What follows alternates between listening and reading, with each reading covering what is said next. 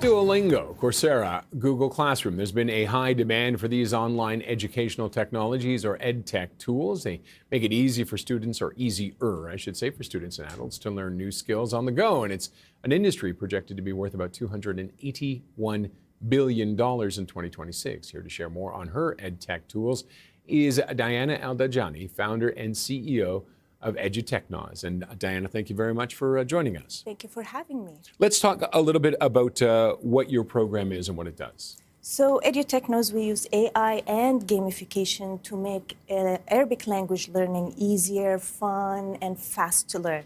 And what we ended up doing is we're having now, other than the tutoring operation, we also have an app called Luga, from Lugha, which means a language, where it is easier for adults to learn Arabic on the go.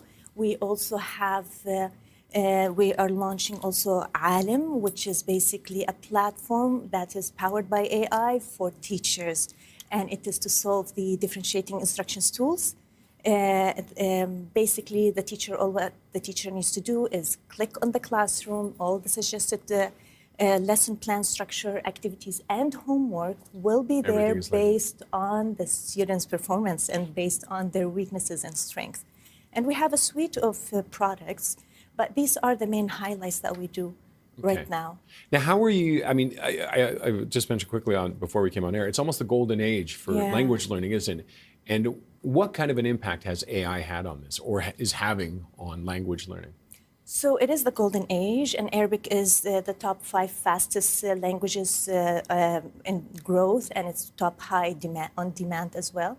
And when we talk about AI is, or at least the way that we use it in EdTech, is to accelerate the coding, to accelerate the response, accelerate the analysis so that you don't have that lag time until you get the data, analyze it, and then see, oh, this is the recommendation. Now, all of that AI can help with, and this is what we're doing with Alim. We take all of this, and this way we can hyper-personalize the learning experience, not just for languages, because with our platform, it is built to be subject agnostic, so it doesn't really matter.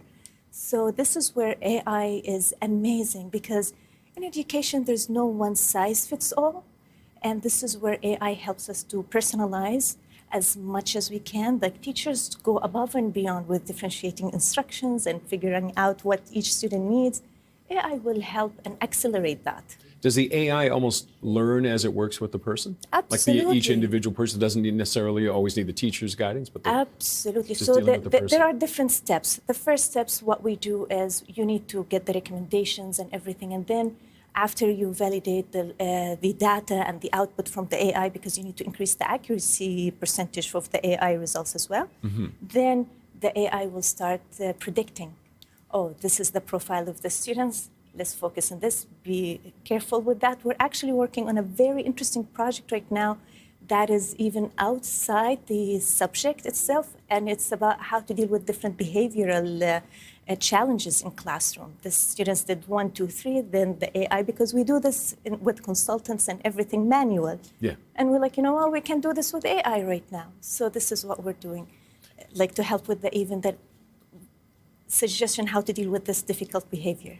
And now the other side is the gamification. What is that literally turning things into games, and does it work for adults?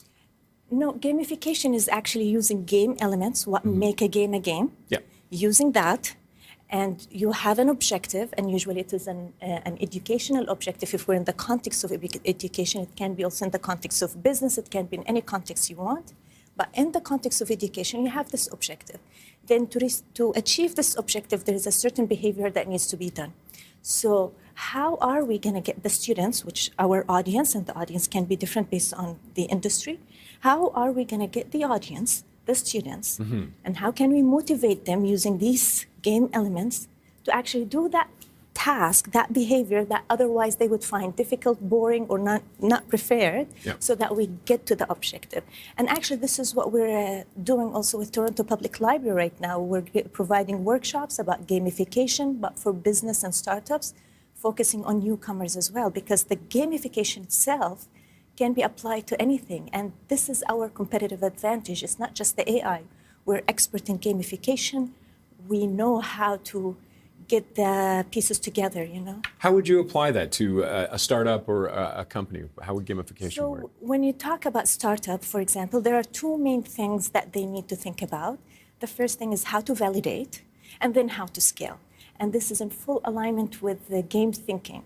How do I get them to play, and how can I keep them playing? And the key element is them, which is the audience. So they need to understand the audience. What makes a student tick and motivated is different than what teenagers or adults wants to go to a restaurant. So you have to figure out, you have to understand your audience, and then you put together a gamification mix, which is a part of game elements. Some of the game elements may be collecting points, having level progression, leaderboard, or put it within an experiences. Some of the gamification experiences can be winning, triumphing, chilling out. Can that apply though across all different industries? Yeah. I mean, if you work in the mining industry, can this fit in with that? Yes, easy, because it's all about understanding what is the objective, what is the audience, what makes them tick, and then how can we influence this behavior that we want them to do, even though it's unwanted, whether boring, whatever, so that to reach this objective, I worked with people in fashion, I worked with people in restaurants as well, and some of them, I'm trying to remember, in health industry as well. So I've been working and coaching a lot of these startups on how to validate and how to use gamification in their business. Okay, we have to wrap it up there, but Diana, thank you very much for joining us. Thank you for having me. me. Have a wonderful break over the holidays, but thank you. Thank you so much. That was Diana Al-Dajani, founder and CEO of eduTechnoz.